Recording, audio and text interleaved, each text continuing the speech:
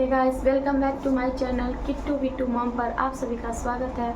और आज मैं आप लोग के साथ पार्ट सेवन लेके आई हूँ। पता नहीं कितने सारे वीडियो बनने वाले हैं दोस्तों, ठीक है ना।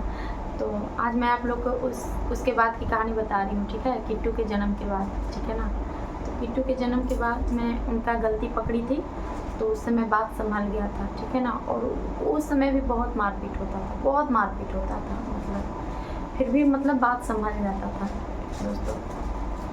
फिर क्या हुआ कि मैं अपने पति से जिद करने लगी। काहे के लिए जिद था वो कि एक घर बना दो, छोटा सा ही सही लेकिन एक घर बना दो अपने माँ पापा सब, मतलब जो भी है उनके तो बहुत सारे ज़मीन है। मैं बोली उनके ज़मीन में ही थोड़ा सा अगर एक रूम लैट्रिन बाथरूम, बस मुझे और कुछ नहीं चाहिए। कब तक हम रेंट पे रहेंगे, तुम पर भरोसा नहीं, तुम कभी भी धोखा दे सकते हो। मैं बस मेरा यही डिमांड था कि तुम एक घर बना दो, एक घर बना दो। उस घर के लिए मैं इतनी बेल्ट खाई हूँ, इतनी मार खाई हूँ दोस्तों कि मैं ही जानती हूँ। और आज वो घर में मैं हूँ नहीं।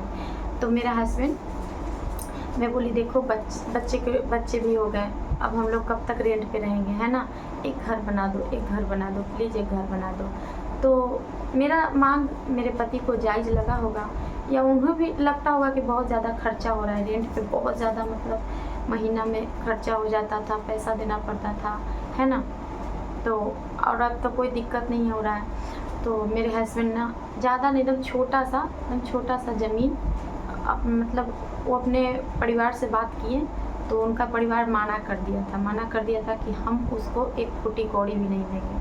तो उस समय तक वो किसी के मतलब किसी दूसरी औरत से बात करते थे, लेकिन होता है ना एक थोड़ा सा अय्यासी टाइप के, उतना उनको टचमेंट नहीं था। कम से कम अपने बच्चों को देखते थे और मेरे बारे में भी सोचते थे, थोड़ा बहुत सोचता था वो इंसान मेरे बारे में, ठीक है ना दोस्तों।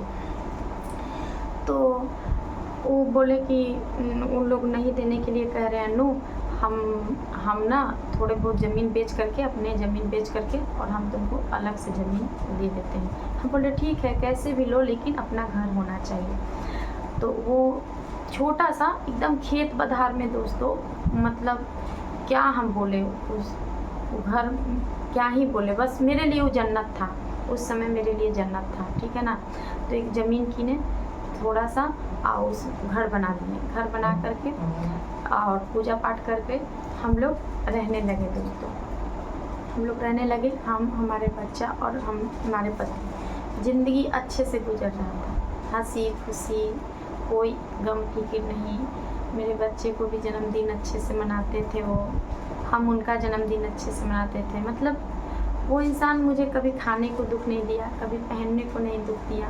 मेरा पति मुझे अच्छे से रखने लगा था, ठीक है। मेरे पापा भी आते थे तो मुझे बहुत समझाते थे कि अच्छे से रहो, ये वो बहस ना करो, लेकिन वो बीच बीच में ना, पता नहीं वो होता है ना, वो उनका ना, वो दूसरे के कान पे ज़्यादा रहते हैं, दूसरों को कान पे वो ज़्यादा रहते हैं। तो अगर कहीं कुछ भी हो जाए ना, तो मेरे में खोट निकालना शुरू कर देते थे, ठीक है।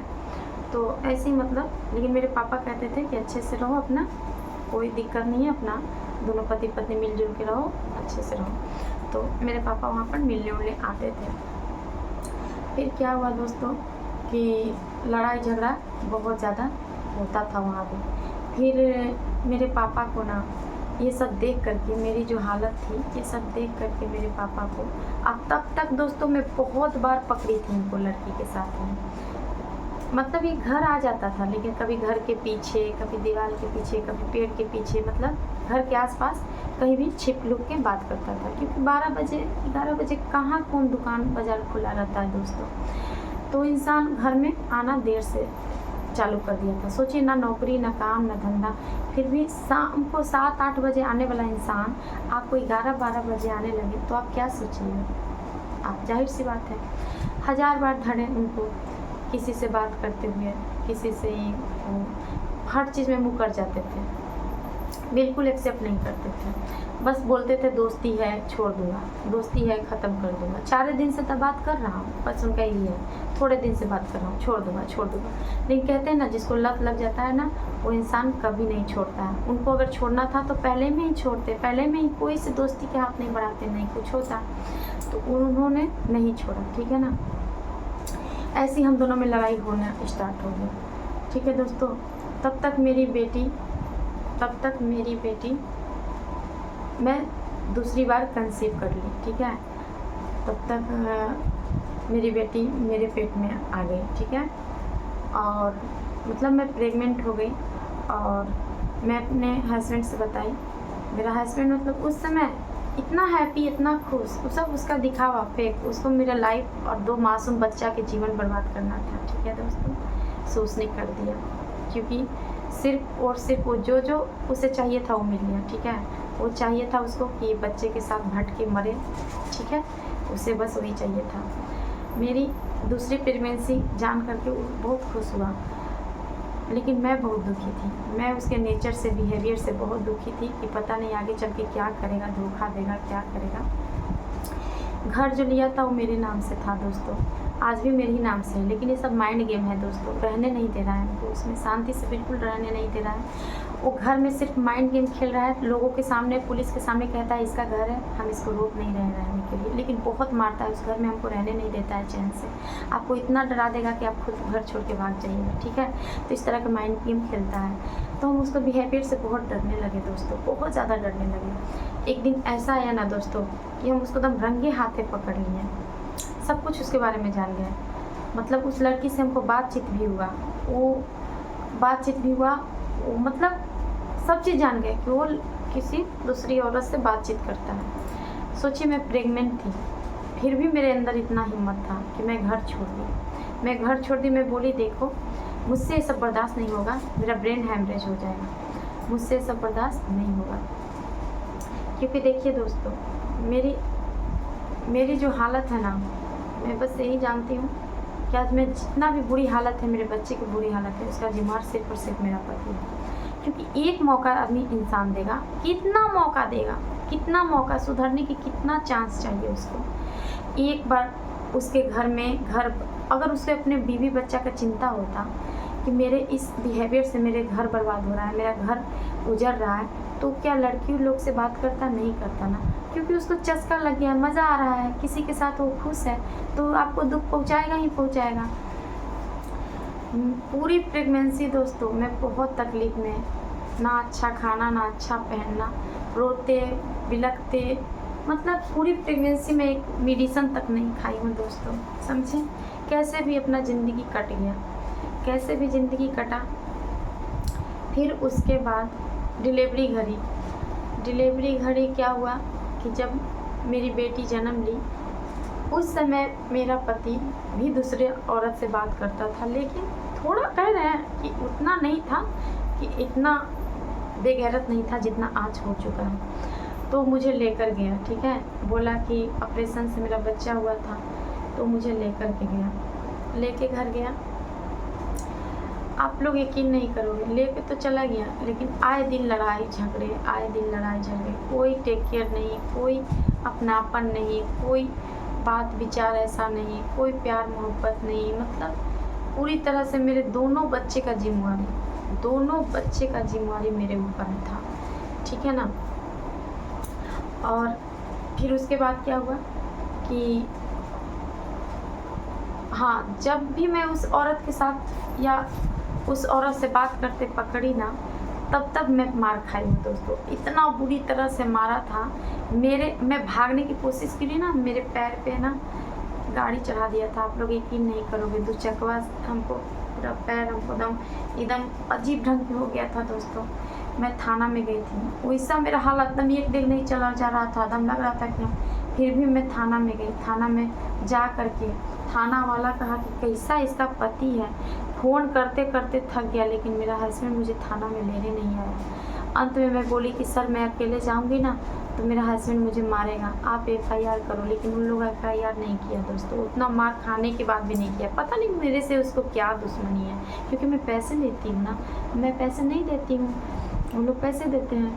फिर वहाँ के बाद मुझे हेल्पलाइन में रखा गया। सोचिए मैं प्रेग्नेंट हुआ, मुझे 1 महीना 15 दिन के लिए हेल्पलाइन में रख दिया गया कि कहीं नहीं जाओगी तो जाओ, अनाथ आश्रम में रहो। सोचिए मेरा पति कभी नहीं मुझे वहाँ लेने आ ही नहीं रहा था। सोचिए कि मैं प्रेग्नेंट हूँ, फिर भी मुझे लेने नहीं आ रहा था। फिर मैं फ़ोन की अपने हस्बैंड के पास कि फिर से वही दिन दिखाना चाहता है क्या, 2013 वाला दिन दिखाना चाहता है तुमको शर्म नहीं लग रहा है कि हम यहाँ बच्चे के साथ तकलीफ़ में हैं। मेरी मेरे पेट में तुम्हारा बच्चा है, तुमको शर्म नहीं लग रहा है? क्या इसका भविष्य यही होगा? मैं उसे बहुत समझाई, तब वो अपने दोस्त के साथ मुझे लेकर के घर आया। घर आने के बाद ऐसी ज़िंदगी घिसीट चलता था, लेकिन उसके ज़िंदगी में कोई दूसरी औरत इस तरह से आ गया था दोस्तों कि अब वो हट ही नहीं रहा था उस जगह से, ठीक है ना। तो फिर 6 महीना की थी दोस्तों, जब मेरी बेटी 6 महीना की थी तब से मैं घर छोड़ दी हूँ। लेकिन हर 15 दिन पे, 1 महीना पे अपने घर जाती हूँ, अपने ससुराल जाती हूँ। हर 8 दिन पे, 10 दिन पे मैं अपनी ससुराल जाती हूँ। मैं आप लोग को ये भी बता दूँ, पता है दोस्तों, इतना ज़्यादा, मतलब 6 महीना के बच्ची के लेकर के पिछले दिसंबर में मैं आई थी यहाँ। आज 1 साल हो गया है दोस्तों मुझे, और मैं अपने बच्चे के लेकर के स्ट्रगल कर रही हूँ। सोचिए दोस्तों कि कितना तकलीफ़ में काट रही हूँ। कभी कभी मेरा हस्बैंड पैसा दे, कभी ना दे, कभी, मतलब आप लोग सोच भी नहीं सकते कि मैं इतना दुख तकलीफ़ झेल रही हूँ, ठीक है ना दोस्तों। बस यही मेरी बहुत शॉर्टकट में बताई हूँ दोस्तों, बहुत ज़्यादा शॉर्टकट में बताई हूँ। मैं उतना नहीं बताई हूँ जितना बताना चाहिए। बस आप लोग के साथ यही जर्नी रख ली कि मेरी छोटी सी बेटी जो है ना, जो मेरी बिट्टू है ना, वो 6 महीना की थी तब से मैं अपने घर को छोड़ चुकी हूँ, मैं अपने ससुराल को छोड़ चुकी हूँ।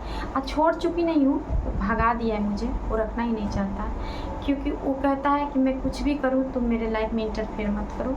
एक मारपीट का केस चल रहा है, मेरे पर से उठा दो। सोचिए दोस्तों, आज मेरी ज़िंदगी, आज मैं ये बता देती हूँ दोस्तों, मेरा हस्बैंड कहता है कि मेरे घर में रहना है तो केस हटा दो। बताइए दोस्तों, मैं कैसे हटा दूँ? मेरे छोटे छोटे बच्चे हैं। आज उसके ज़िंदगी में दूसरी औरत आ गई, केस चल रहा है फिर भी दूसरी औरत आ गई, मेरे जीते जी आ गई, फिर भी आ गई दूसरी औरत। सोचिए दोस्तों, कल वो मेरे बच्चे के साथ क्या कर सकता है, मेरे साथ क्या कर सकता है। मैं कैसे केस हटा दूँ दोस्तों? आप लोग बताइए, मैं कैसे केस हटा दूँ? क्या इतना बड़ा रिस्क लेना चाहिए मुझे? मैंने हर बेवकूफ़ी की है दोस्तों, शुरू से लेकर के आज तक आंखें बंद करके भरोसा किया है, प्रेम किया है, सच्चे दिल से उन्हें चाहा है, हर वो रिश्ता निभाया जो एक पत्नी का धर्म होता है। लेकिन दोस्तों, आप इतना बताइए दोस्तों कि अभी मैं केस ख़त्म कर दूँगी। बस एक केस चल रहा है दोस्तों, जिस पे कोई सुनवाई नहीं होता है। मैं कभी केस में नहीं जाती हूँ कोर्ट में। बताइए दोस्तों, मेरे साथ कुछ भी होता है तो थाना पुलिस केस नहीं लड़ता है। अगर मैं जो कोर्ट में चल रहा है वो भी मैं केस हटा दूँगी तो मैं कहीं की रहूँगी दोस्तों? नहीं रहूँगी ना। अब मैं पूरी यकीन से मैं बता रही हूँ दोस्तों कि मेरा हस्बैंड मुझे मर्डर कर देगा, मेरा मार देगा, मुझे वो मार ही देगा दोस्तों। क्योंकि मैं जब जा रही हूँ ना, जब 10 दिन पे, 15 दिन पे, महीना दिन पे विश्वास बना करके मैं हस्बैंड के पास जाती हूँ दोस्तों, मुझे बहुत बुरी तरह से मारता है। मैं नवरात्र के समय में गई थी ये सोच के कि माता रानी के दिन है, वो मुझ पे हाथ नहीं उठाएगा, लेकिन उठाया ना दोस्तों, मारा ना मुझे, वो भी बुरी तरह से मारा। गोली बंदूक सब फायरिंग किया। क्या मिला बदले में? कोई पुलिस मुझे मदद की नहीं की दोस्तों। सारा चीज़ होते हुए भी पुलिस उसको छोड़ दी दोस्तों। तो आप लोग मुझे बताइए कि मैं कैसे केस ख़त्म कर दूँ? मैं केस ख़त्म कर दूँगी ना दोस्तों तो मुझे जान से मार देगा, इसलिए मैं केस नहीं ख़त्म कर रही हूँ। और उसका कहना है ना कि केस ख़त्म करो तभी मेरे घर में रहो।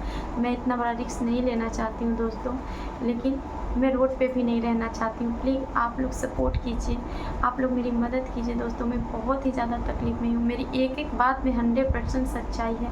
और भगवान से दुआ कीजिए कि मैं मेरे बच्चे के लिए हमेशा खड़े रहें और मेरे बच्चे सुरक्षित रहें, सलामत रहें। आप लोग से तहे दिल से शुक्रिया अदा है। बस यही मेरी कहानी थी जो मैं आप लोग को शॉर्टकट में बताई हूँ दोस्तों। आप लोग सपोर्ट कीजिए, ठीक है ना। मैं तब से अभी तक के मैं बताती हूँ कि कैसे कैसे क्या हुआ, क्योंकि मैं नहीं चाहती कि अब आप लोग को, मतलब ये चीज़ समझ में आना चाहिए आप लोग को कि मैं कब से यहाँ तकलीफ़ में रह रही हूँ, आखिर मेरे साथ क्या हुआ, आप लोग का भी जानने का हक है। कहते हैं ना, बूंद बूंद ही तालाब भरता है। मेरे जितने भी सब्सक्राइबर हैं दिल से जुड़े हुए हैं। कोई बात नहीं, मेरे पास मिलियन सब्सक्राइबर नहीं है, मिलियन लोग नहीं है देखने वाला, 1000 लोग भी नहीं हैं, लेकिन कम से कम मुझे चाहने वाले 50 लोग भी हैं, वो 50,000 के बराबर हैं। क्योंकि कम से कम इतना तो मेरा है ना कि मुझे 50 लोग मेरे बारे में जानना चाहते हैं, 50 लोग मेरा भला चाहते हैं। बस मैं इतना ही खुश हूँ। मैं यूट्यूब पे बस आप लोग से यही कहूँगी, कमाने नहीं आई हूँ, मैं अपने और अपने बच्चों की सेफ्टी के लिए यूट्यूब पे आई हूँ। तो हो सके तो आप लोग मुझे सपोर्ट कीजिए दोस्तों, ठीक है। यही थी मेरी कहानी और अभी भी मैं स्ट्रगल ही कर रही हूँ।